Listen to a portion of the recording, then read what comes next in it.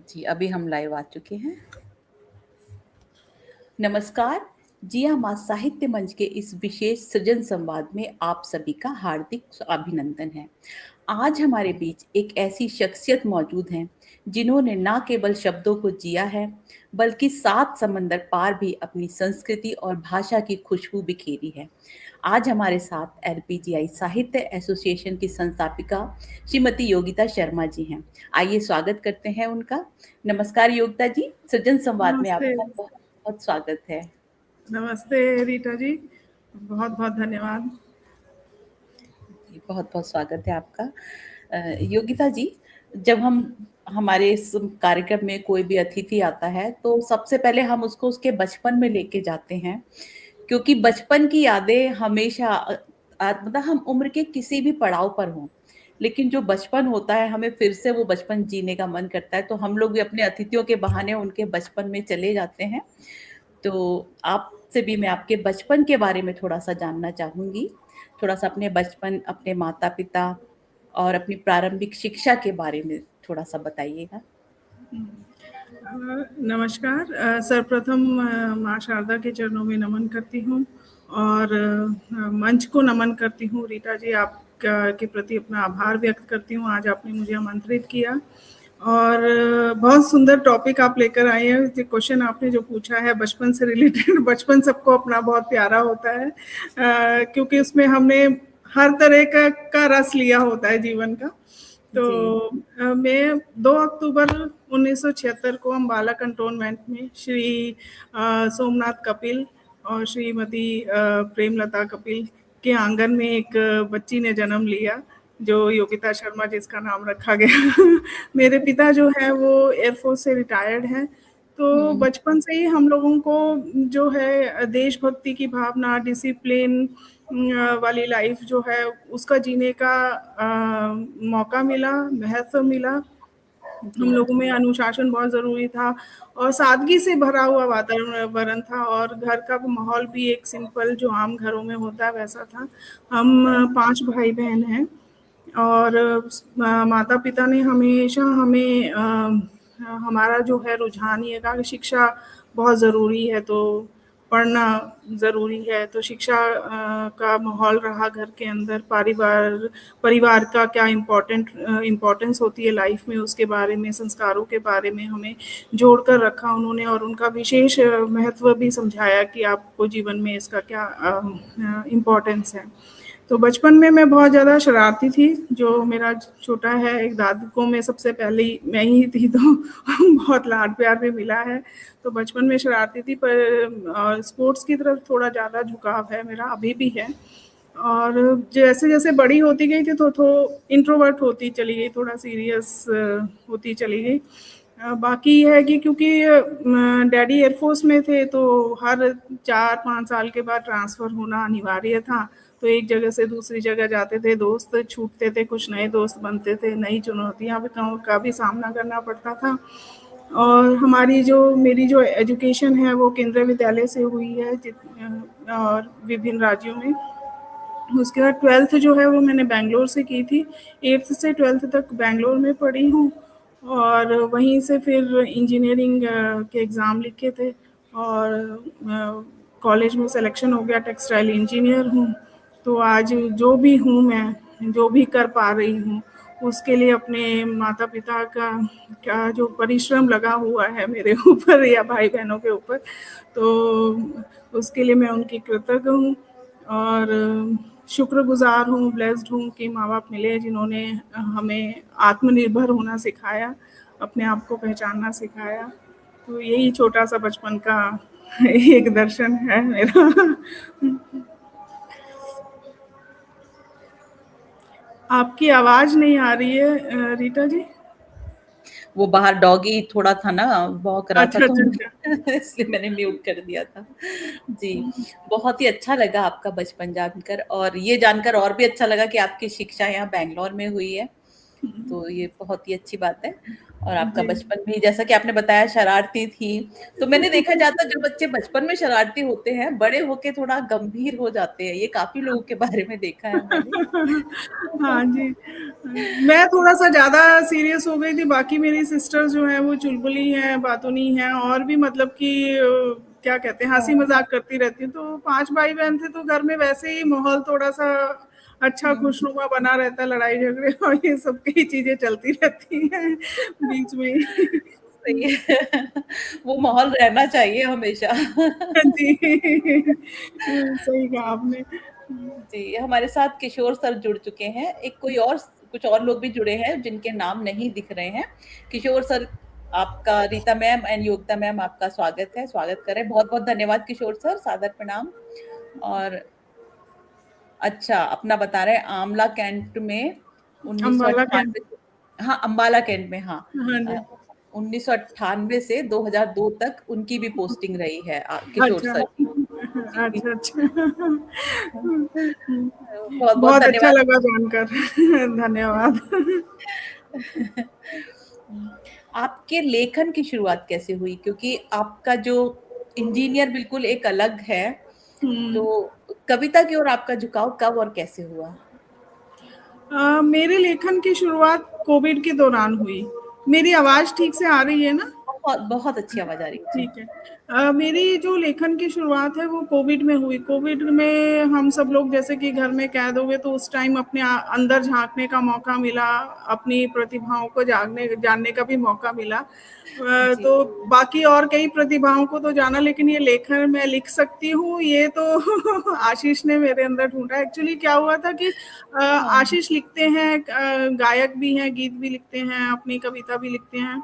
तो हुँ, हुँ। वो जो भी अपनी रचना लिखते थे तो वो शुरू से या लिखते हैं तो अपनी हमेशा मेरे साथ शेयर करते हैं वो सारी ना कि और मुझसे मेरी जी। सजेशन पूछते हैं तो मैं आमतौर पर उनको हुँ, कोई चेंज होता है तो बता देती हूँ या कहीं कोई मुझे लगता है कि ये चीज़ ऐड कर सकते हैं या मैं उनको कोई टॉपिक भी दे देती थी पहले ना कि आप इस पे हुँ, लिखो, इस पे बड़ा अच्छा आप हुँ। लिख सकते हो ऐसे करके।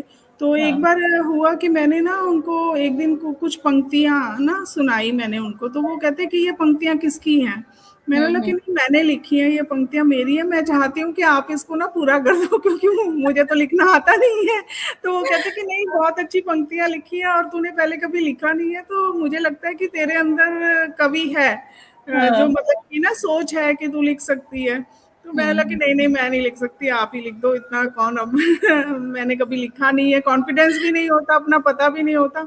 हाँ, तो हाँ। लेकिन वो अड़ गए, नहीं कहते कि तू ही लिखेगी नहीं तो कोई ये ऐसे ही रहेंगे जैसे। तो मैंने फिर अपना दिमाग लगाया, सोचा, फिर उस कविता को मैंने पूरा किया हुँ। और उनको पढ़कर सुनाया तो उन्होंने बोला कि बहुत अच्छी लिखी है और मेरा प्रोत्साहन भी किया। तो वो वहाँ से मुझे आत्मविश्वास आया कि मैं लिख सकती हूँ। तो उसके बाद फिर मैंने 5-6 कविता ना 1-2 हफ्ते में लिख डाली। जो भी मन अरे के वाह! अंदर था वो सारा का सारा लिख डाला।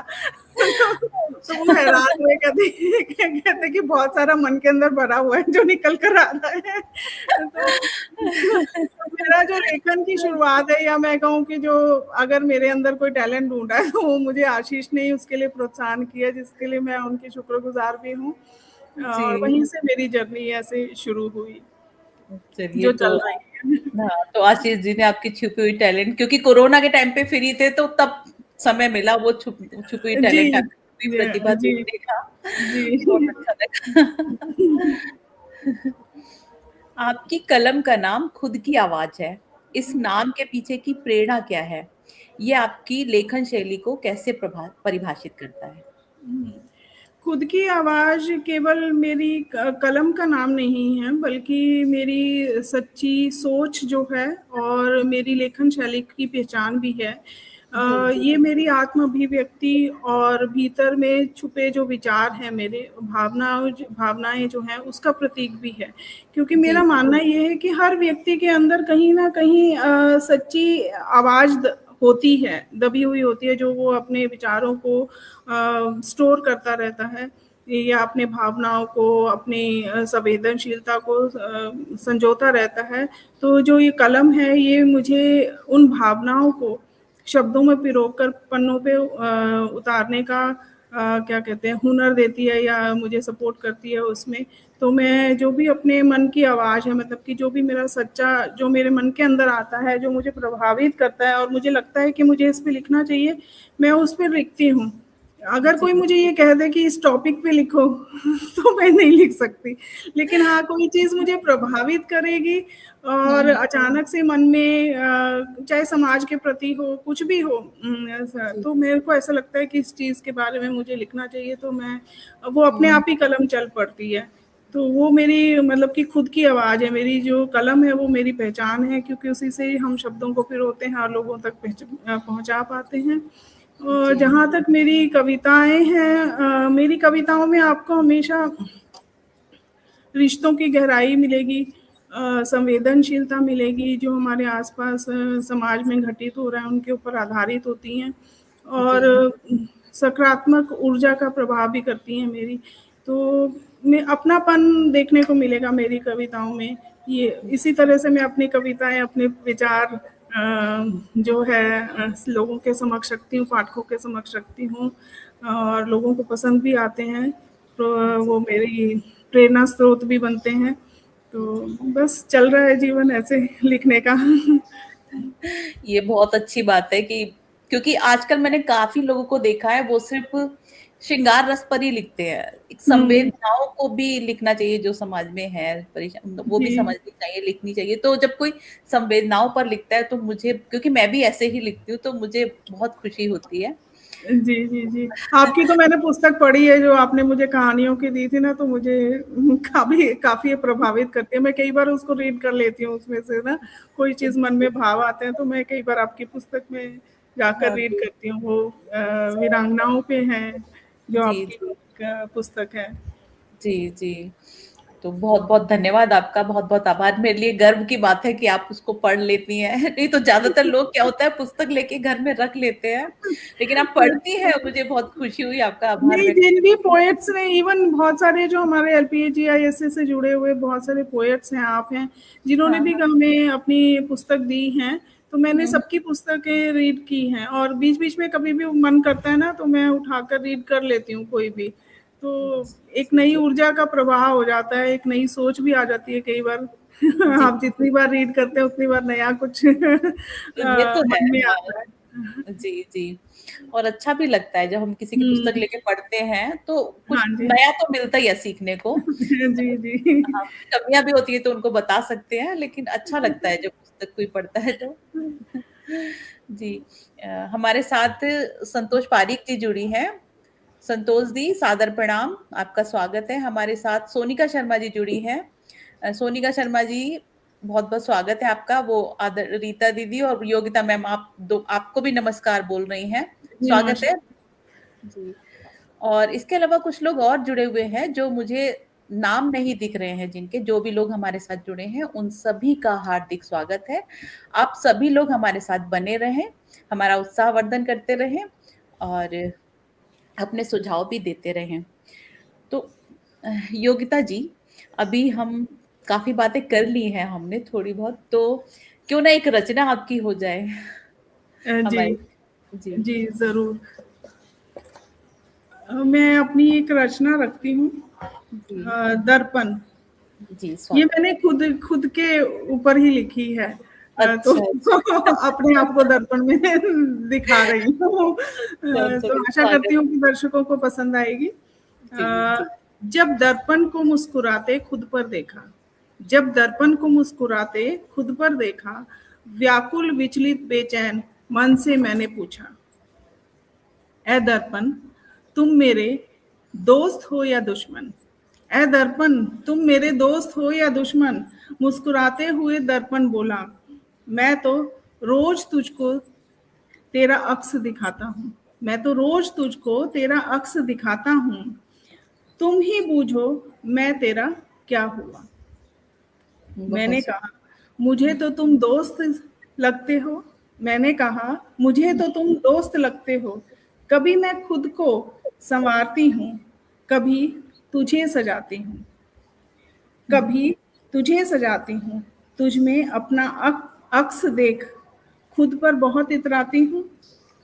अपनी माथे की बिंदियाँ तुझ पर भी लगाती हूँ, अपने माथे की बिंदियाँ तुझ पर भी लगाती हूँ।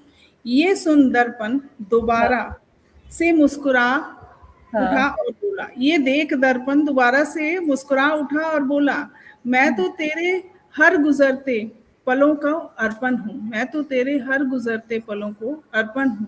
मैं आज भी हूँ, कल भी हूँ, मैं हर क्षण तुझे समर्पित हूँ। जो तू देखना चाहे वो भी दिखाता हूँ, जो छिपाना चाहे वो भी संजोता हूँ। बहुत सुंदर।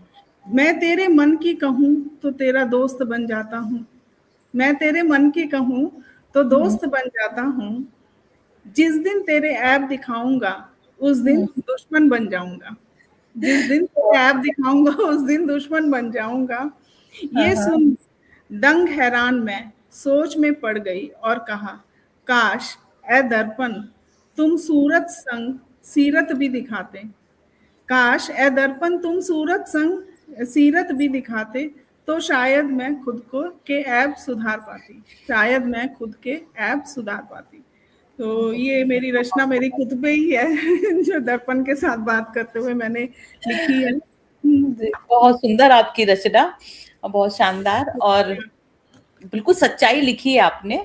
मतलब ये आपके नहीं, हम सभी के जीवन से संबंधित है। तो बहुत हाँ, सुंदर मुझे रचना। ऐसा लगा था कि हमारा मन ही हमारा आईना है और जी, उसी को हम जी। खड़े होकर देखते हैं, तो मन में ख्याल आया कि अपने ऊपर भी लिखना चाहिए कि अपने अंदर भी तो ऐप बहुत है मैं बहुत है। बिल्कुल सही कह रही हैं आप और बहुत सुंदर कविता। आर किशोर सर कह रहे हैं बहुत सुंदर कविता, से प्रतिक्रिया शुक्रिया। दे रहे हैं अपनी। और शुक्रिया। दर्पण झूठ ना बोले एक मेरी भी किताब है जो उसका हाँ जिक्र जी। कर रहे हैं। अभी मैंने भी कुछ एक किताब लिखी है। एक अच्छा दिन जी। ना जाने, हाँ, मतलब किताब नहीं, एक ये कविता ही लिखी है दर्पण पे। एक दिन ना जाने हम्म। क्यों मुझे देख के दर्पण हँसने लगा, उस पर ही अच्छा। कभी सुनाऊँगी चलिए। आपके कार्यक्रम में। जी जी, जरूर जरूर, इंतजार रहेगा हमें। जी, धन्यवाद। चलिए कार्यक्रम को आगे बढ़ाते हैं। आपने अपने पति आदरणीय आशीष शर्मा जी की कविताओं का अंग्रेजी में अनुवाद किया है। एक जीवन साथी के काम को अनुवादित करते समय भावनात्मक और रचनात्मक चुनौतियाँ क्या रहीं? मेरे ख्याल से चुनौतियाँ तो रही नहीं होंगी। नहीं, ऐसा नहीं है, चुनौतियाँ ज़्यादा रही हैं। एक्सपीरियंस भी अच्छा रहा है, वो भी पति की करना तो एक ज़्यादा चैलेंजिंग हो जाता है। हाँ, ये तो है। तो आशीष की रचनाओं को जब मैं अनुवाद करने का मतलब कि उन्होंने मुझे कहा, तो ये सफ़र एक अनोखा भी था, एन्जॉयबल भी था, चैलेंजिंग भी था और बहुत कुछ सीखने को भी मिला है उस दौरान मुझको। क्योंकि जी, जब मैंने उनका अनुवाद किया मतलब ट्रांसलेट किया उसको, तो मैंने शब्दों का ट्रांसलेशन कर दिया, क्योंकि जो उन्होंने कविता लिखी थी हिंदी में, हुँ, उनकी हुँ। ये सोच थी कि ट्रांसलेशन के पीछे उनकी ये सोच थी कि मेरी जो भावनाएँ हैं, मेरे जो विचार हैं, वो सिर्फ़ हिंदी जो लोग पढ़ सकते हैं उन पाठकों तक ना रहें, बल्कि विश्व में, दुनिया भर में हर कोई उस मेरे विचारों को समझ सके और उनसे आगे कुछ अच्छा कर सके। तो इसलिए हमने इंग्लिश में ट्रांसलेट करने का सोचा था कविताओं को। तो जब मैंने उनको अनुवाद किया तो शब्दों का अनुवाद हुआ। तो जी, कुछ मैंने कविताएँ उनकी कर दी बड़े मज़े से बैठ के कि चलो जी फटाफट हो रहा है। उनको दी तो उन्होंने तो सारी रिजेक्ट कर दी। कहते कि ये क्या किया है? मैंने मेरी जो कविताओं का जो भाव है, जो हाँ, उनकी हाँ। आत्मा है, जो हुँ, मैं हुँ। कहना चाह रहा हूँ मैसेज, वो तो कहीं भी निकल कर नहीं आ रहा था। तूने तो बस वो शब्दों का ट्रांसलेट करके बस गाड़ी चला दी अपनी, तो रिजेक्ट हो गई वो। तो मुझे हाँ, गुस्सा हाँ। भी बहुत आया, नोक-झोंक भी हुई हमारी। हाँ, मैं हाँ। मैंने गुस्से में कहा कि मैं नहीं करूँगी, किसी और से करवा लो जाकर। वो कहते नहीं, वो इतने अड़ियल थे ना, नहीं करेगी हाँ। तू, कोई और नहीं करेगा, तू ही करेगी। तो मैंने कहा तो फिर मुझे हुँ, समझ आया कि नहीं, एक्चुअली ट्रांसलेशन जो है, कविताओं की ट्रांसलेशन नॉर्मल ट्रांसलेशन से हटकर है, क्योंकि उसमें आपको भावों को दर्शाना है। जो कवि जो बोलना चाह रहा है, उसके जो भाव हैं वो दर्शकों तक पहुंचने चाहिए। तो फिर मैंने उनको बोला, हमने ये डिसाइड किया कि चलो जब भी मैं हुँ, ट्रांसलेशन करूंगी तो आप मेरे साथ बैठो। तो फिर हम उस हुँ। दौरान हमने क्या किया कि क्योंकि हमारा मैक्सिमम टाइम तो पहले वेस्ट हो गया था, तो फिर हमारे पास कुछ 1 महीना या 15 दिन 20-25 दिन ही बचे थे। तो फिर हमने डिसाइड किया कि हम सैटरडे, संडे 2-3 घंटे के लिए कहीं बाहर हुँ। चले जाते थे कैफ़े में या कहीं पर भी बैठ के ना जहाँ पर माहौल अच्छा हो, तो वहाँ बैठ के फिर मैं ट्रांसलेट करती थी, तो फिर उनको दिखाती थी कि आपका जो भाव है वो निकल कर आ रहा है कि नहीं आ रहा। तो फिर इस हाँ, तरह से ट्रांसलेशन हुई, तो एक तरीके से अनुभव अच्छा रहा, सीखने को भी मिला एक-दूसरे की भावनाओं को जी। भी समझा, क्योंकि ऐसे रीड करते हो तो बात अलग है, लेकिन जब आप ट्रांसलेट करते हो तो फिर समझ आता है कि ये बोलना जी। चाह रहे हैं। और कुछ शब्द ऐसे भी होते हैं हिंदी में जो कविता में हम रोजमर्रा के यूज करते हैं, तो उनका हुँ, ना प्रॉपर वर्ड नहीं मिलता इंग्लिश में जी, जी। हाँ, उसको हाँ। एक्सप्रेस करने के लिए, तो वो भी ढूँढने के लिए ना बड़ा चैलेंजिंग वो रहा हमारे लिए। तो एक तरीके से ये एक ऐसा टाइम पीरियड था कि एन्जॉय किया दोनों ने, क्योंकि टाइम स्पेंड भी किया, एक तरीके से डेट भी हो जाती थी और अपना काम भी हो जाता था, तो दोनों का आउटपुट काफ़ी अच्छी रही। तो पहली हाँ, बार में थोड़ी दिक्कत आई, फिर उसके बाद जो 2 या 3 पुस्तकें की हैं, उनकी हाँ। ट्रांसलेट 3 की हैं मैंने उनकी, तो जी, उसमें जी। इतना टाइम नहीं लगा। और जो चौथी वाली है वो तो हम दोनों की साझा है, मतलब कि उसमें हम दोनों की ही कविता हुँ, हैं। हुँ। तो फिर अभी चल रही है यात्रा, अभी देखो आगे कुछ और निकल कर आता है तो यही है। चलिए आपकी कविताओं कविताओं संग चाय और रोमांस सब था। ये अच्छा है, ये आप बहुत सौभाग्यशाली है, कविता, चाय, रोमांस सब साथ में चल रहा है। सब साथ में चल रहा था, तो इसलिए अच्छा अनुभव था लाइफ का, कुछ जी, अच्छा जी। सीखने को मिला। नहीं तो क्या होता है ना कि ज़्यादातर पति या पत्नी में एक को कविताओं का शौक होता है, दूसरा बिल्कुल अपोज़िट होता है। मेरे जी। घर में तो ऐसे ही है। नहीं, हमारा भी शुरू में ऐसे ही था, पर कोविड ने घंटी बजा दी दिमाग की। चलो। तो वहाँ से शुरुआत हो गई। ये बहुत अच्छा आपका अनुभव रहा। जी, चुनौतियों का सामना तो करना पड़ा, लेकिन हाँ, वाक़ई में आपका अनुभव बहुत अच्छा रहा। जी। पति के साथ थोड़ा चुनौतियाँ ज़्यादा हो जाती जी, हैं, जी। चैलेंजिंग हो जाती हैं। आप एलपीजीआई साहित्य एसोसिएशन की संस्थापिका और ग्लोबल प्रेसिडेंट के रूप में साहित्य के माध्यम से समाज में क्या बदलाव लाना चाहती हैं? एलपीजीआई ऐसे तो एक हमारी एसोसिएशन है जिसके माध्यम से हम साहित्य के लिए काफ़ी काम करते हैं।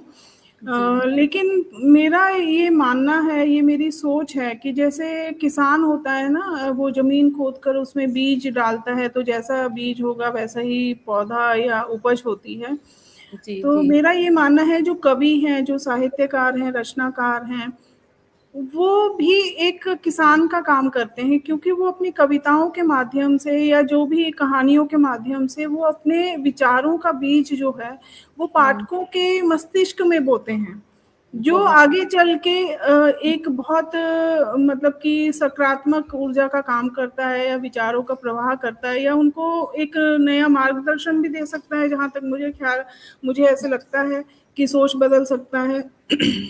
जी। तो अगर किसी एक बंदे की भी सोच अगर किसी एक कवि ने के माध्यम से बदल गई है, इतने हुँ, सारे साहित्यकार हैं, तो उससे सोचो कि समाज में कितना परिवर्तन आता है, कि किसी को एक सही मार्गदर्शन, कई बार बहुत सारे लोगों के अंदर विचार होते हैं, सोच होती है, लेकिन हुँ, मार्गदर्शन नहीं मिल पाता, तो वो मार्गदर्शन जो है, ये साहित्य जो है, ये लोगों को देता है मार्ग। तो मेरा ये मानना है कि जो हमारे कवि मतलब कि हमारा जो ये एसोसिएशन है, इसका उद्देश्य सिर्फ पुस्तकों तक सीमित नहीं है कि हम सम्मेलन करा रहे हैं या पुस्तकों में छाप दें या कुछ है। हमारा हुँ, है कि इसका जो है इम्पैक्ट समाज में भी आना चाहिए, पाठकों में भी आना चाहिए। तो जी। इसके माध्यम से हम कवि सम्मेलन तो करते ही हैं, ऑनलाइन भी और ऑफलाइन करते हैं, पर जी, हम कई भाषाओं के को भी मतलब कि प्रेरित करते हैं लोगों को कि जो भाषा उनको कन्वीनिएंट लगती है, उस भाषा जी, में वो अपनी रचना रखें, हमारे मंच पर आकर पढ़ें या जहाँ भी वो पढ़ना चाहें वो वहाँ तक पढ़ें। और दूसरा ये है कि हम अपने एलपीजीआई ऐसे में फ्री ऑनलाइन हिंदी क्लासेस भी चलाते हैं, जो जी। एवरी संडे होती हैं। मैं हुँ, हमारी एलपीजीआई ऐसे की एक एग्जीक्यूटिव मेंबर हैं, निधि देश जकार्ता में रहती हैं वो और मैं मिलकर चलाते हैं। तो जी। उसमें क्या कि फ्री ऑनलाइन है वो, कि दुनिया में कहीं पर भी कोई भी हो, वो एक फ्री हिंदी की सेवा है कि जो लोग सीखना चाहते हैं, पढ़ना चाहते हैं, वो उन क्लासेस में कभी भी जाकर वो मटेरियल जो है यूट्यूब पे भी अवेलेबल है, फेसबुक पे भी अवेलेबल है, कहीं से भी वो अपना देख के हुँ, सीख सकते हैं। और जी, एक और हम कार्य अपनी संस्था के द्वारा कर रहे हैं, कार्यक्रम करते हैं। अभी कुछ टाइम से तो थोड़ा ब्रेक आ गया था, अभी दोबारा शुरू करेंगे। जी, कवियों की पाठशाला। जी, जी। इसमें हुँ, क्या है कि कुछ जो अच्छे कवि हैं बहुत, वो हुँ, आके गज़ल क्या है, कैसे लिखते हैं, या दोहा कैसे लिखते हैं, या कविता कैसे लिखते हैं। तो हुँ, जो लोग अब लिखना चाहते हैं, सीखना चाहते हैं, तो वो भी उसके माध्यम से सीख सकते हैं। मतलब कि हमारा उद्देश्य है कि लोगों को साहित्य के ओर खींच के क्या रखना, मतलब साहित्य के प्रति अगर कोई किसी का रुझान है, तो वो इन सब चीज़ों के माध्यम से अपनी हुँ, लेखनी को और आगे लेके जा सकता है। यही जी, उद्देश्य है, बाकी साहित्य की सेवा है, जो कर जी। सकते हैं। नहीं, वो तो आप ख़ैर काफ़ी सब कर रही हैं क्योंकि हिंदी की क्लासेस हैं, फ्री में आप दे रही हैं लोगों को और बाकी तो मैं खुद भी आपकी संस्था में शामिल हूँ, तो मुझे जी। पता है कि हाँ। जी, आप जैसे अच्छे लोग हमारे साथ जुड़े हुए हैं परिवार के तरह। मैं तो ये मानती हूँ कि हमने तो सिर्फ़ एक मंच क्रिएट किया है, लेकिन जी, एलपीजीआईएससी को परिवार जो बनाया है, जो हमारे मेंबर्स जो हमारे साथ जुड़े हुए हैं, आप हैं, इंडोनेशिया में हैं या दुनिया भर में हैं हमारे साथ जो जुड़े हुए हैं, तो जी, उन लोगों के जो प्यार से हमें इसको एक परिवार बनाने का, मतलब कि वो इस मंच को उन्होंने परिवार बनाया। तो मैं हर एक जो भी मेंबर, जो भी कवि हमारे साथ जुड़े हुए हैं, हर एक का इस मंच से शुक्रिया अदा भी करती हूँ, आभार व्यक्त करती हूँ, और उनसे बहुत कुछ सीखने को भी मिलता है। तो जो भी हम हैं, मंच बनाने से कुछ नहीं होता, लोगों के साथ से बहुत कुछ होता है। जी, तो बिल्कुल सही बात मैं कही बहुत आपने। आभार व्यक्त करती हूँ। जी, बहुत-बहुत धन्यवाद। बाकी लोग तो कर देंगे, मैं तो अभी कर दूँ बहुत-बहुत धन्यवाद। नहीं, काफ़ी अच्छा मंच है। मैं हर बार सोचती हूँ सैटरडे को होता है ना, तो मैं हर बार हुँ। सोचती हूँ लेकिन अभी कुछ 1-2 महीने 1 महीना थोड़ा मेरा ऐसी मतलब बहुत ज़्यादा थोड़ा-सा मेंटली टेंशन थी, कुछ परेशानी अच्छा। थी। तो इस वजह से अपने उसमें मेरे को अपने इसका मंच का भी कुछ देखना था कार्यक्रम, क्योंकि अभी हमने जो सृजन संवाद किया है ना, तो वो तो ज़रूरी था, बाकी काव्य गोष्ठी तो नहीं हो पाती थी, लेकिन वो ज़रूरी था। जी, लेकिन जी, नहीं, आप अगर ऑफ़लाइन भी होती हैं, तो भी आपका हमें बहुत साथ मिलता है। जी, दिल से सब जुड़े हुए हैं हमारे साथ, तो इसलिए जी, हमेशा हमारे मन में, और मैं तो कह ही रही हूँ कि आप लोगों की सहायता से हम लोग बहुत कुछ कर रहे हैं, तो आभार है बहुत, और सीख भी रहे हैं, बहुत कुछ सीख रहे हैं। ये तो आपका उस बड़प्पन ईश्वर का है। बहुत धन्यवाद है कि हम सबको उन्होंने मिलाया और एक कड़ी के साथ जोड़ा है। तो जी, बहुत ये ये आपका अच्छा बड़प्पन है। अच्छा लगता है इस मंच से जुड़ के, मुझे भी बहुत अच्छा लगता है। लेकिन वही अभी थोड़ा 1 महीना मेरा बहुत ज़्यादा ऐसे गया है, जो क्या अच्छा, होता है ना कि मतलब जब मन परेशान होता है ना, कुछ लिखने का भी मन नहीं करता। बिल्कुल, हाँ, अभी बिल्कुल जो सही कह रहे हो। अभी ठीक है, सब ठीक है? हाँ, अभी तो सब ठीक है। चलिए जो सब आपके ठीक है। मंच पे मैंने अभी कौन-सी कविता सुनाई थी, वो भी बहुत पुरानी लिखी हुई सुनाई थी। मैंने बताया था ना, अच्छा। मेरी शादी से पहले की लिखी हुई थी वो हाँ जी, कविता। हाँ जी। क्योंकि अभी मतलब कुछ मन लेकिन मैं शामिल हो गई क्योंकि काफ़ी दिन से शामिल नहीं हुई थी। मैंने सोचा वो लोग सोचेंगे कि नाम दे रखा है, कभी शामिल ही नहीं होती, तो मैंने नाम तो दे दिया। फिर मैंने कविता बहुत पुरानी सुनाई।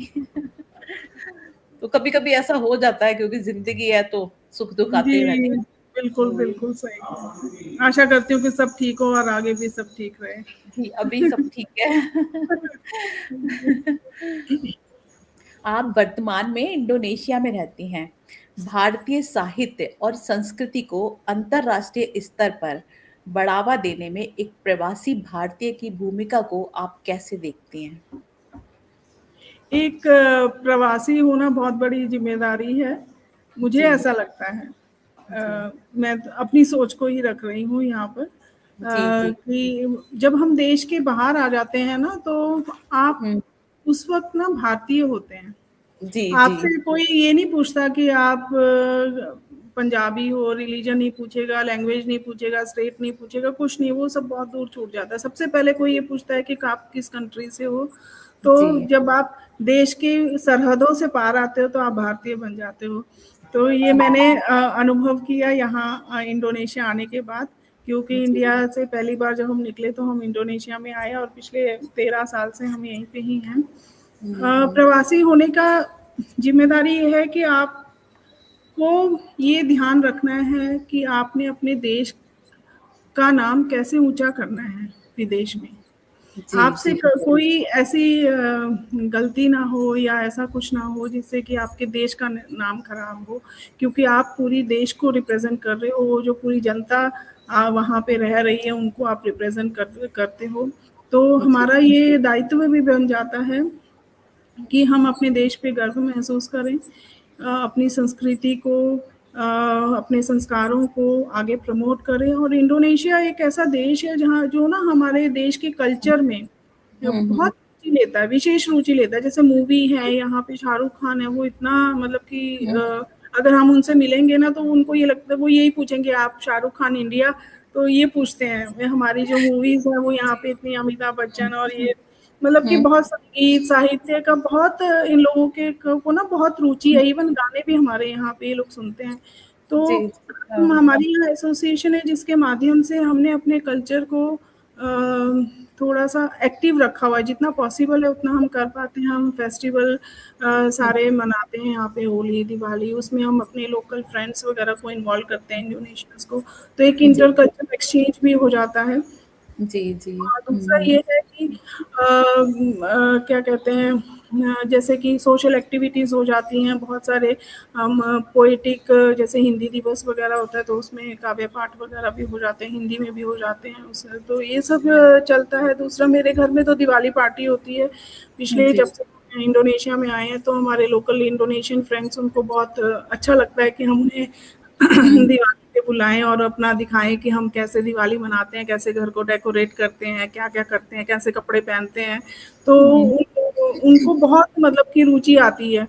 तो जी, वो अपने फ्रेंड्स को भी आगे लेके आते हैं। तो इससे क्या है कि हमारा जो जो हमारी संस्कृति है, जिस ढंग से हम अपने देश में चीज़ों को सेलिब्रेट करते हैं, सेलिब्रेशंस जो होती हैं वो कितनी दूर तक फैलती हैं। अगर कोई एक अपना अगर इंडोनेशियन आया, अगर उसके साथ कोई और देश का भी उसका फ्रेंड आ जाता है तो उसको भी वो सब चीज़ें सीखने को मिलती है। तो आप एक वन पॉइंट ऑफ टाइम में अपने देश का विस्तार से अपनी संस्कृति को, इंटर कल्चर एक्सचेंज, ये सब चीज़ें कर सकते हो, तो अच्छा लगता है। बहुत अच्छा आपने बताया और बहुत अच्छा आप कर भी रही हैं। मैंने तो जी, खुद देखा है बस मतलब वहाँ नहीं लेकिन हाँ, देखती रहती हूँ। छोटी-सी कोशिश है। लेकिन तो मुझे आप कर रहे हैं, लोगों को बाँध रखा है, कर रहे हैं और जी, करते रहेंगे जब तक ईश्वर शक्ति दे, हिम्मत दे।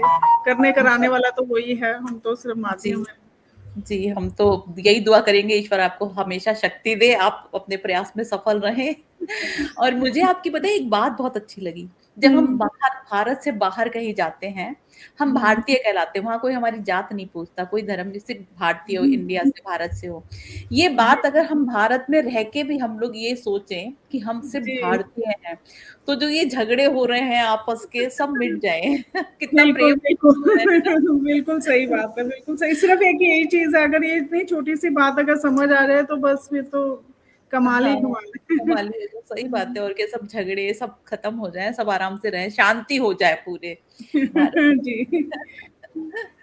चलिए बहुत अच्छा लगा। आपने अपने बेटे के साथ बेस्ट बडीज़ में शो होस्ट किया है। एक माँ और बेटे की जोड़ी के रूप में एंकरिंग करने का आपका अनुभव कैसा रहा? ये 10 न्यूज़ पे हुआ था ना शायद? हाँ जी, हाँ जी, 10 न्यूज़ पे हुआ था। बेस्ट जी, बडीज़ ये हमने किया भी उस दौरान ही था जब कोविड चल रहा था, उस दौरान जी, ही, तब ऑनलाइन ही सारा था। तो बेस्ट बडीज़ जो है ये मेरे माइंड में आया था कि हम बेस्ट बडीज़ ऐसे, क्योंकि बेटा गाता भी है, आशीष भी गाते हैं। जी, घर का माहौल थोड़ा क्रिएटिव वाला ज़्यादा है, आशीष की ब्लेसिंग से और ईश्वर की ब्लेसिंग आशीष के कारण उनका ज़्यादा पुश रहता है हमारी तरफ। मैं अपने लिए स्पेशली कहूँगी। अच्छा, हुँ, बेटे के साथ बेस्ट बडीज़ होस्ट किया था मैंने शो, तो वो मेरे जीवन के सबसे खूबसूरत और यादगार अनुभवों में से एक रहा। क्योंकि एक माँ बेटे के साथ, मतलब कि बेटा तब मेरा 11th में था, तो एक मन साझा किया है, तो मुझे ये था कि चलो एक तो कोविड है तो उसके साथ, और उसका इंटरेस्ट भी था, तो कुछ ऐसा नया क्रिएटिव किया जाए। और हम दोनों का थोड़ा, माँ बेटे का तो है, लेकिन थोड़ा दोस्ती वाला रिश्ता भी उभर कर आए। तो जी, उसमें जो जी, गेस्ट हमारे आते थे वो अपने बेस्ट बडीज के साथ आते थे, तो उनके साथ भी काफ़ी अनुभव शेयर किए हैं।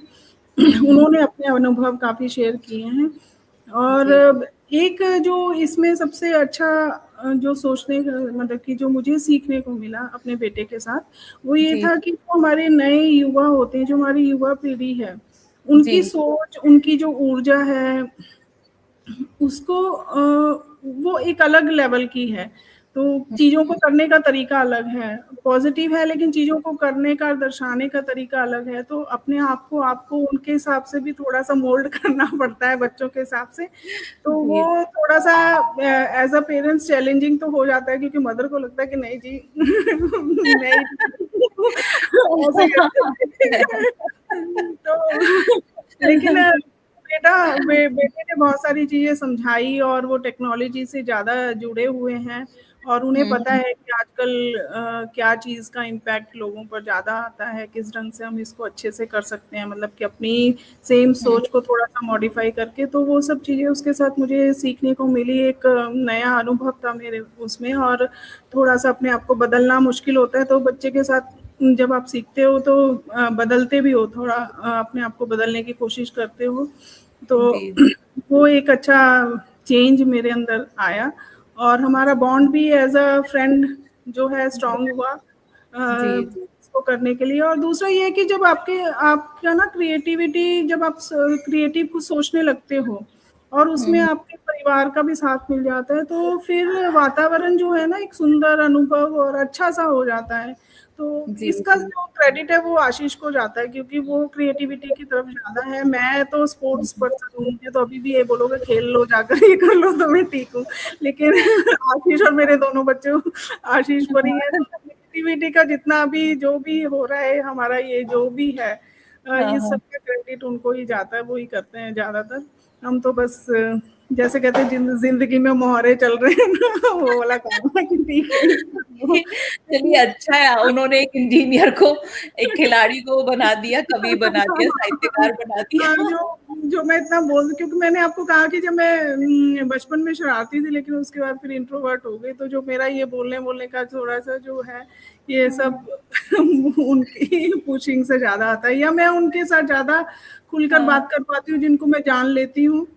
जी, जी। तो और आपके साथ तो मैं पहली बार मिली थी, तो मेरा एकदम ऐसे हो गया जैसे कि बहनें हाँ, लग ही नहीं रहा था ना कि पहली बार मिले हैं हम लोग, बहुत पहले, अच्छा लगा हाँ था जी, मिल जी, तो के। इसलिए बहुत अच्छे से कन्वीनिएंट लेवल पे अपनी बात हो जाती है, तो थोड़ा-सा जी, अच्छा लगता है। अच्छा लगता है, हाँ, मुझे भी तो बहुत अच्छा इसमें लगा आपका भी वो है, मैं कहती हूँ कि आपकी तरफ का सहयोग ज़्यादा है कि दोनों का ये है क्योंकि जब 2 लोग मिलते हैं ना, तो दोनों का ही अगर सहयोग अच्छा होता है, दोनों का हृदय अच्छा होगा, तो अब लगेगा नहीं कि हम पहली बार मिल रहे हैं, है ना? जी, तो आप जब जी, यहाँ पे आई थी, आपके मन में भी था कि मुझसे मिलो, मेरे मन में भी था कि आप इतनी दूर से आई हैं, तो मुझसे मिल के जाएँ। जी, तो जी, हम जी। दोनों तो वो थे ना विचार, वो क्या हुँ, बोलते हैं ना कि दिल से दिल के तार मिले होते हैं, वो होता है। बिल्कुल, बिल्कुल सही कह रहे हो आप। मुझे भी नहीं लगा कि अब पहली बार मैं आपसे मिल रही हूँ। बहुत अच्छा अनुभव रहा था, आपकी दोबारा कभी आइए तो मिलिएगा फिर। जी, जी, ज़रूर, ज़रूर। हाँ, एक बार तो आप आके गई हैं ना शायद? आके गई हूँ उस वक़्त, थोड़ा-सा थोड़े शॉर्ट टर्म के लिए आई थी, और फिर मम्मी-डैडी थोड़े-से मेरे अभी ऐसे ही मतलब कि उनकी तबीयत थोड़ी नाज़ुक हो जाती है कभी भी, तो इस वज़ह से उनसे मिलने के लिए आई थी थोड़े टाइम के लिए, तो मिल नहीं पाई आपसे। पर नेक्स्ट जी, टाइम जब भी आऊँगी तो ज़रूर मिलने का बनाऊँगी। जी, जी। फ़ोन आ रहा है आपका। चलिए तो अभी आप एक कविता का वक़्त हो गया है, हमारे दर्शक लोग इंतज़ार कर रहे हैं, तो एक आपकी रचना और हो जाए। हाँ जी। जी, एक मैंने रचना लिखी थी, ये देशभक्ति पे ही है। जी, आज़माइश अभी बाकी है। ये भी मैंने खुद को ही, एक कोई सिचुएशन क्रिएट हुई थी, तो मैंने खुद को ही रख के सोचा कि अगर मैं होती तो क्या मैं ये चीज़ कर सकती? जी, जी, तो तब मैंने ये रचना लिखी थी, आज़माइश अभी बाकी है। जी, बातों में, नारों में, तकरीरों में, बातों में, नारों में, तकरीरों में हिंदुस्तान की बात करते हैं सब। सच्ची मोहब्बत कितनों को, ये आजमाइश अभी बाकी है। वाह! तो ये मैंने बहुत खुद से ही क्वेश्चन किया था कि अगर ये चीज़ ऐसी सिचुएशन में मैं होती तो क्या क्या मेरा रहता? तो जी, जी। तब मैंने ये लिखी थी। बातों में, नारों में, तकरीरों में हिंदुस्तान की बात करते हैं सब। सच्ची मोहब्बत कितनों को, ये आजमाइश अभी बाकी है। जी, अनेकता में एकता का ज़िक्र, अनेकता में एकता का ज़िक्र हर महफ़िल में। अमल को कितने हैं तैयार, ये आज़माइश अभी बाकी। बहुत सुंदर। इसकी मिट्टी में रंगने की बात, इसकी मिट्टी में रंगने की बात हर कोई करता। फ़ना होने को कितने हैं तैयार, ये आज़माइश अभी बाकी है। बहुत खूब। कौन है वो मेरा अपना या पराया, कौन है वो मेरा अपना या पराया, जिसने तिरंगे का अपमान किया। ये देख कितनों के दिल सच में रोए, ये आज़माइश अभी बाकी है। बहुत सुंदर। और एक ये जो मेरा लास्ट वाला है, ये प्रवासी पे ही है। जी, मेरा मान और सम्मान भी तू, मेरा मान और सम्मान भी तू, विदेश में मेरी पहचान भी तू। मेरा जी, मान और स्वाभिमान भी तू, विदेश में मेरी पहचान भी तू। कब बनेगी तेरी पहचान हमसे, ये आज़माइश अभी बाकी है। कब बहुत बनेगी तेरी पहचान हमसे, ये आज़माइश अभी बाकी है। बातों बहुत में, नारों में, तकरीरों में हिंदुस्तान की बात करते हैं सब। सच्ची मोहब्बत कितनों को, ये आज़माइश अभी बाकी है।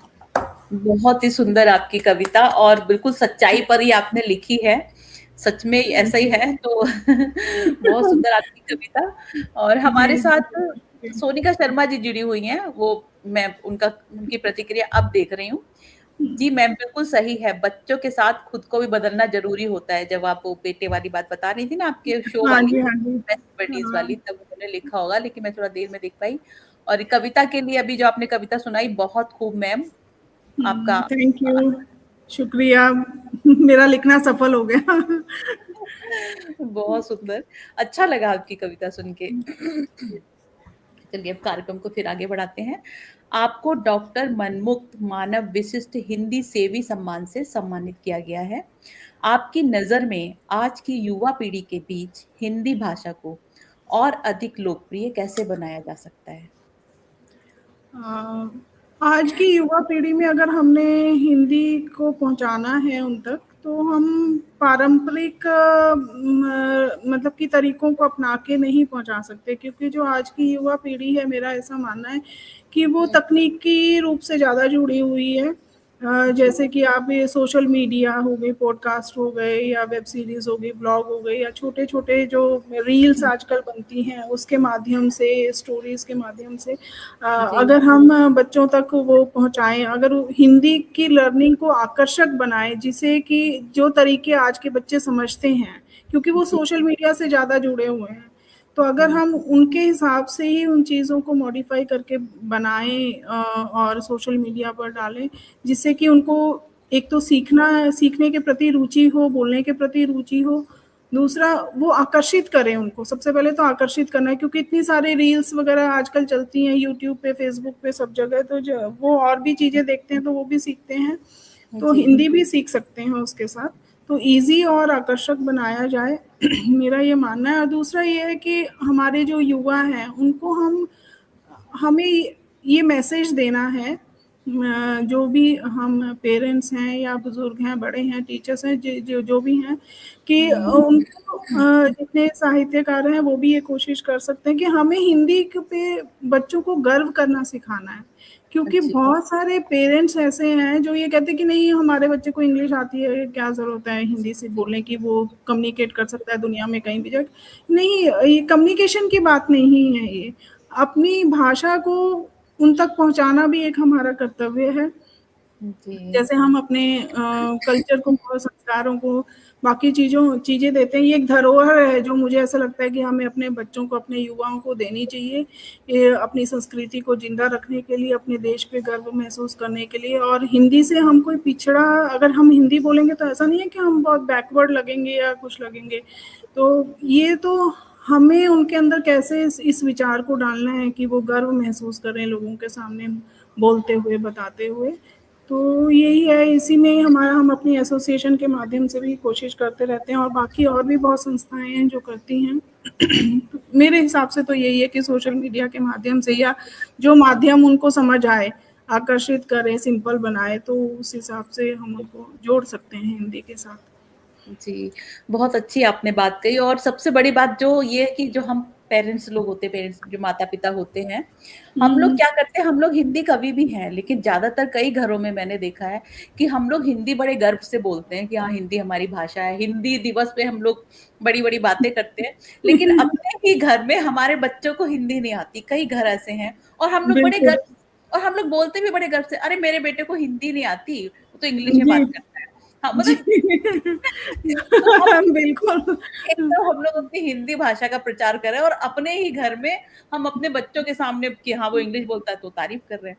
ठीक है, इंग्लिश हुँ, आनी चाहिए, कहीं पे भी जाओगे, लेकिन जो अपनी मातृभाषा है, वो भी तो हुँ, आनी चाहिए ना। वो बिल्कुल। मातृभाषा कैसे, मातृभाषा भूल गए यानी कि आप कहीं पे भी दुनिया में चले जाओ, एक बेटा अगर अपनी माँ को भूल गया, दूसरे की माँ को कितना ही माँ कह ले, वो माँ जैसा प्यार तो नहीं देगी ना। नहीं देगी, बिल्कुल। और सबसे पहले तो अपनी ही चीज़ों पे गर्व होना ज़रूरी है। आप जहाँ से उठे हो, जहाँ पैदा हुए हो, उस पर गर्व जी, होना ज़रूरी है। उसके लिए आपकी जो ज़िम्मेदारी है, जो आपके लिए शुक्रगुज़ार होना चाहिए कि जो जहाँ आपने जन्म लिया, जहाँ जिसके माध्यम से आप दुनिया में कहीं पर भी रह रहे हो, कुछ भी बोल रहे हो, तो बेस तो वही है ना। तो उसके जी, उसके लिए आप कैसे ये सोच सकते हो कि मैं बैकवर्ड लगूँगा, या मैं शर्म महसूस जी, करूँ, या क्या है?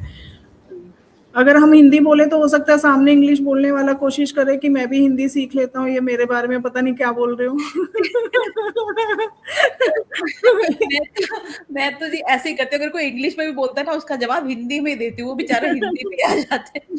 क्योंकि इंग्लिश दूसरी भाषा है, पहले हमारी मातृभाषा है, जब हमको वो आती है तो उसमें बात करो। जिसको जी, हिंदी नहीं आती हो, तब समझ में आता है कि भई उनको हिंदी नहीं आती तो हमें इंग्लिश में ही बात करनी है। जी, जब जी। तो हिंदी वाले ही मिल रहे हैं, तो हम इंग्लिश को क्यों लेके आए बीच में? बिल्कुल। और स्पेशली जब आप हम लोग अभी जैसे बाहर रहते हैं, प्रवासी हैं, हम हुँ, मिल रहे हैं, हम इंडियंस ही हैं, इंडिया से ही आए हुए हैं, ठीक है? हमें हुँ, हिंदी आती है सबको, हम तो भी हुँ। इंग्लिश में ही बोल रहे हैं। बताओ, आप हिंदी में बोलोगे तो सामने वाला इंग्लिश में जवाब देगा, उसको लगता है कि इसको ये ना लगे कि मुझे इंग्लिश नहीं आती, भई क्या हाँ, फ़र्क पड़ता है उस चीज़ हाँ, से? वही वो लैंग्वेज तो लोगों दूसरों के लिए है, कम्युनिकेशन के लिए, हाँ, अपने वही तो लिए थोड़ी जिसको ना सोर्स ऑफ कम्युनिकेशन है हाँ, वो। अगर 2 भारतीय मिले हैं, तो वो लोग अगर हिंदी में बात करें तो ज़्यादा अच्छा लगेगा। अगर बिल्कुल। वहाँ का कोई है कि भई उनको हिंदी नहीं आती तो ठीक है, आपका इंग्लिश में बनता है। लेकिन थोड़ी-सी कमी ना हम लोगों के अंदर भी है। जी, जी। आपके आपके कई महत्वपूर्ण साझा पुस्तकों में आप उपसंपादक रही हैं, जैसे प्रधान सेवक नरेंद्र मोदी काव्य प्रेरणा। एक संपादक के रूप में आप कविताओं में किन गुणों को प्राथमिकता देती हैं? हुँ। जैसे मैंने आपको पहले भी कहा कि कविता जो है, या शब्दों में इतनी ताकत होती है कि वो लोगों की सोच, उनका मार्गदर्शन बदल सकते हैं। तो जो भी उपसंपादक के रूप में मैं जो कविताओं के अंदर ढूँढती हूँ, वो ये है कि उनकी जो भावों की सच्चाई कितनी है, कितनी मौलिकता है उनके अंदर, या ये कह दो कि संवेदनशीलता कितनी है। क्योंकि ये जो पुस्तक है, ये लोगों तक पहुँचेंगी, लोग उनको रीड करेंगे, तो उनके अंदर जो भावना है, जो भाव हैं, वो सही जाने चाहिए, क्योंकि हमारा मेन मकसद क्या है, पाठकों को मार्गदर्शन देना, उनकी सोच को बदलना, जिससे कि समाज बदले, समाज में परिवर्तन आए। ठीक है ना? जी। तो हुँ, मैं तो यही देखती हूँ कि मतलब कि भाषा चाहे सरल हो या गंभीर हो, जो भी हो, हुँ, लेकिन जो भाव निकल कर आए, कवियों की जो भी उनकी कविताएँ हैं, तो उनके हुँ। अंदर वो भाव जो हैं वो सच्चे होने चाहिए, और समाज के प्रति एक सकारात्मक सोच को दर्शाते हुए होने चाहिए। अ, यही यही मेरा रोल है। इतना ही देखती हूँ मैं। नहीं, बहुत अच्छा आपका रोल है ये, और ये बहुत बड़ी बात है कि सबसे बड़ी बात वही है कि भाव होने चाहिए कविता में, वो आपने बहुत बड़ी बात कही है। किशोर सर बोल रहे हैं आजमाइश चल रही है, मैं थोड़ा मैसेज देर में देख पा रही हूँ। आपके साथ बात करने में आनंद आ रहा है। चलिए, मुझे भी ऐसा लग रहा है कि घर में बैठे हैं, प्रोग्राम नहीं है, आपस में बैठे हुए हैं हम। जी, वैसे ही लग रहा है। सोनिका जी कह रही है सही बात है। हुँ। स्वागत है सर, किशोर सर आपको भी स्वागत है। आप बने रहिए हमारे साथ, सोनिका जी बने रहिए, और भी जो लोग हमारे साथ जुड़े हैं बने रहिए। आपके नाम नहीं दिख रहे हैं लेकिन आप सभी का स्वागत है, और आप सभी यहाँ पर बने हुए हैं, हमारे साथ दे रहे हैं, उसके लिए आपका बहुत बहुत आभार। अब आपके जीवन का कोई ऐसा अनुभव जो आप हमारे दर्शकों के साथ साझा करना चाहती हैं, स्वागत है। जीवन तो हर पल ही कोई ना कोई अनुभव देता रहता है, जिससे कि हम सीखते हैं, चुनौतियां भी आती हैं, गिरते हैं, उठते हैं, खड़े होते हैं। लेकिन अभी कुछ साल पहले जो मैं एक अपना अनुभव शेयर करना चाहूंगी सबके साथ, जी। दो है इनफैक्ट। एक जो सोच है, जो बीज मेरे पिता ने मेरे मस्तिष्क में बोया हुआ है, उसके बारे में बाद में बात करूंगी। एक पहले अपने पेट के बारे में बात करती हूँ।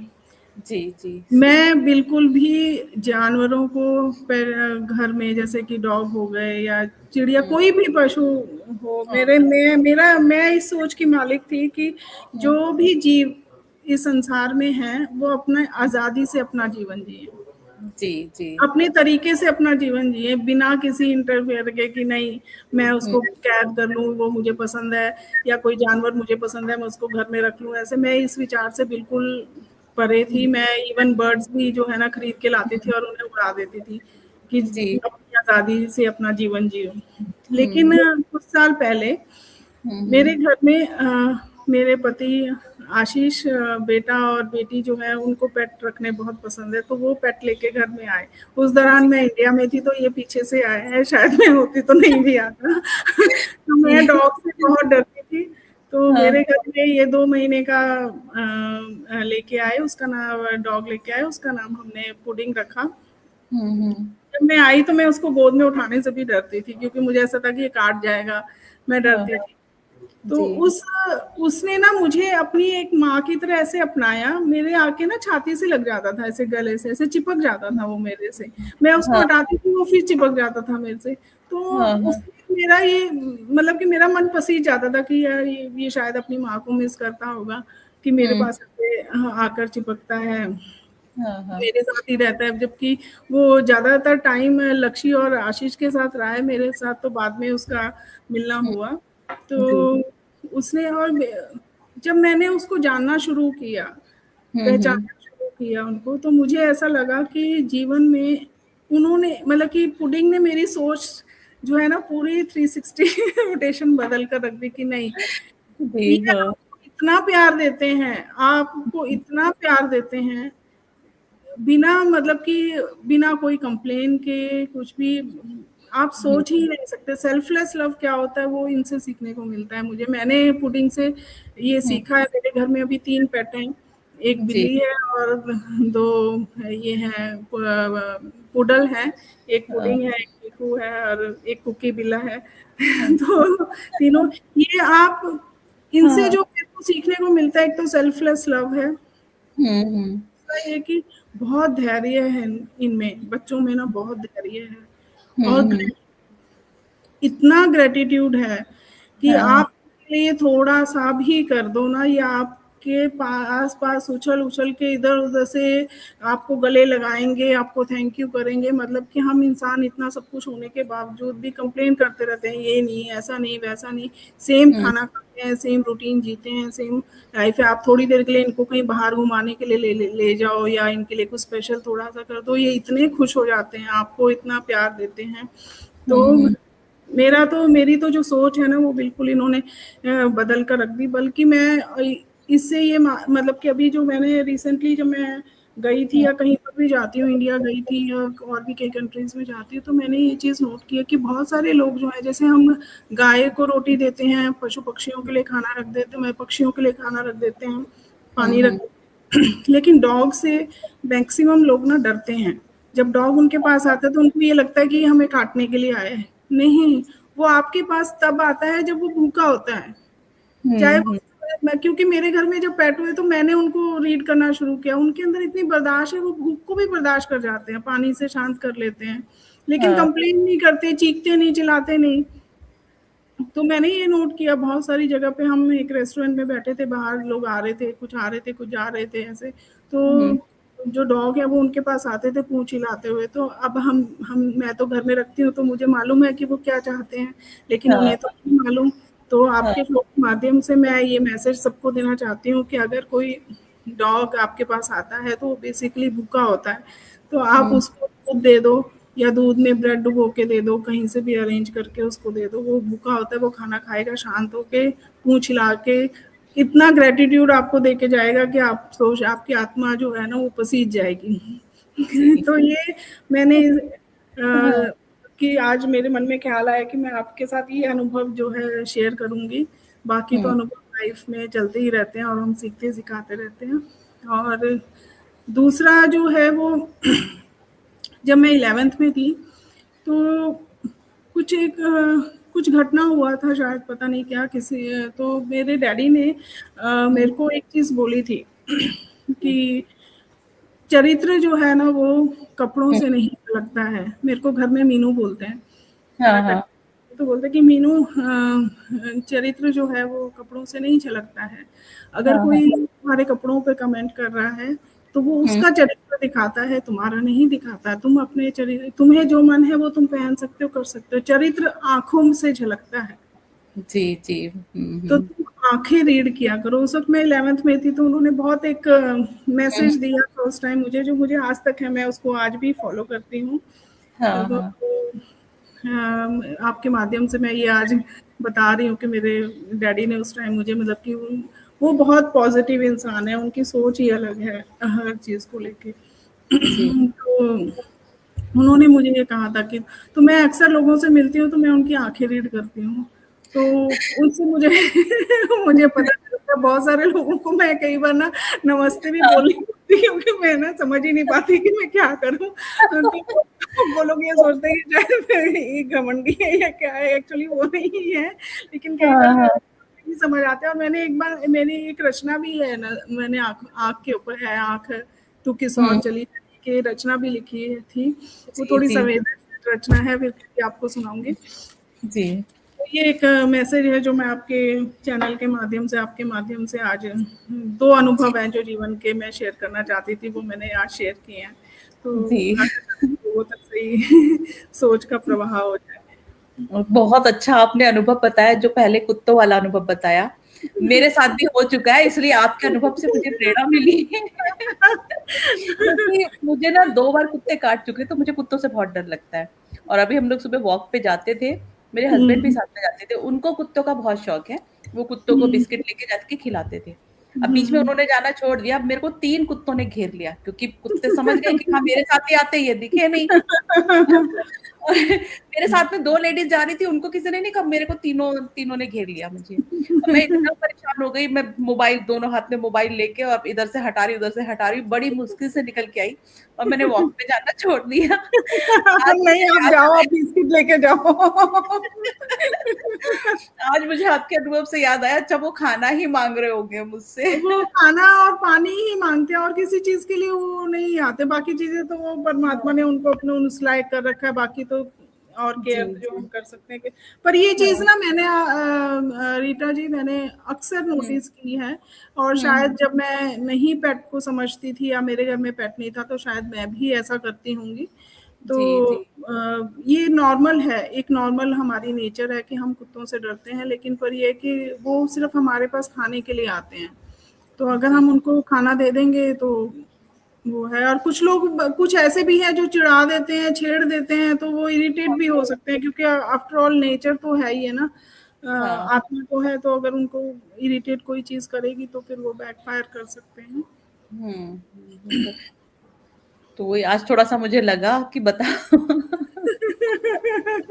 मैं वो घर पे आके भी कह रही कि और सारी लेडीज़ जा रही है, किसी से कोई वो नहीं कह रहा, कोई कुत्ता की बस मेरे चारों चारों तरफ तीनों घेर के खड़े हो गए मुझे। मैं बड़ी खुश, मतलब ऐसा नहीं कि भौंक रहे हो, बाद में मुझे लगा कि अगर वो काटना होता तो भौंकते, लेकिन वो हाँ। बस आके पास में खड़े थे और देख रहे थे। अब मुझे बस तो वो काट अपने अपने लिए कि आपके साथ वो जाते हैं भाई साहब, तो वो बिस्किट-विस्किट देते हैं, तो उनको ये है कि हाँ, चलो वो नहीं आए तो ये लेके आए होंगे। हाँ। इसीलिए वही। आपके पास। और मैंने तब से वॉक पे जाना बंद कर दिया, 1 महीना हो गया मैं नहीं जा रही हूँ। चलिए, अभी कार्यक्रम के समापन का समय हो चुका है। आज की युवा पीढ़ी को आप क्या संदेश देना चाहती हैं? आज की युवा पीढ़ी के लिए मेरा तो यही संदेश है कि खुलकर जिएँ, खूब मस्ती करें, हँसें, खेलें, बोलें, सपनों का पीछा करें। ये उम्र एक अच्छी उम्र होती है जिसमें आप सब कुछ कर सकते हो। गलतियाँ भी करें क्योंकि गलतियाँ करेंगे तो सीखने को भी मिलता है। जी। और खुद पर गर्व करें, अपने देश पे गर्व करें, अपनी भाषा पे गर्व करें, माता-पिता का सम्मान करें, बड़ों का सम्मान करें क्योंकि माता-पिता का सम्मान मुझे ऐसा लगता है कि आप अपने अस्तित्व को ही देख रहे हैं कि आप जो भी हैं उनकी वजह से ही हैं। और पॉजिटिव रहें, कंस्ट्रक्टिव रहें क्योंकि उनके अंदर इतनी ऊर्जा है, अगर वो अपनी ऊर्जा को पॉजिटिविटी और कंस्ट्रक्टिविटी की तरफ लगाएँगे तो वो देश को कहाँ से कहाँ ले जा सकते हैं, बल्कि दुनिया को ही कहाँ से कहाँ ले जा सकते हैं। आज के टाइम में तो हमें ज़रूरत भी है। तो यही मेरा मैसेज है युवा कि आज की युवा को, नई जनरेशन को, खुद को भी। जी। हाँ, ये मैसेज सभी पे लागू हो जाता है। बिल्कुल। बहुत सुंदर मैसेज है कि हाँ, खूब जिए आराम से क्योंकि ज़िंदगी भगवान ने दी है, अगला जन्म कौन किसने देखा है जी, ना? तो जी। इसको अच्छे से और देश के लिए जिए, देश के लिए सोचे, बहुत अच्छी बात आपने कही है, बहुत अच्छा संदेश दिया है। जी, तो अब शुक्रिया। जी, कार्यक्रम हमारा समापन की ओर बढ़ चला है, तो चलते-चलते आपकी एक रचना और हो जाए। जी। अब एक अपनी रचना ना पॉज़िटिविटी पे रखती हूँ। जी, जी। देखती हूँ 1 मिनट।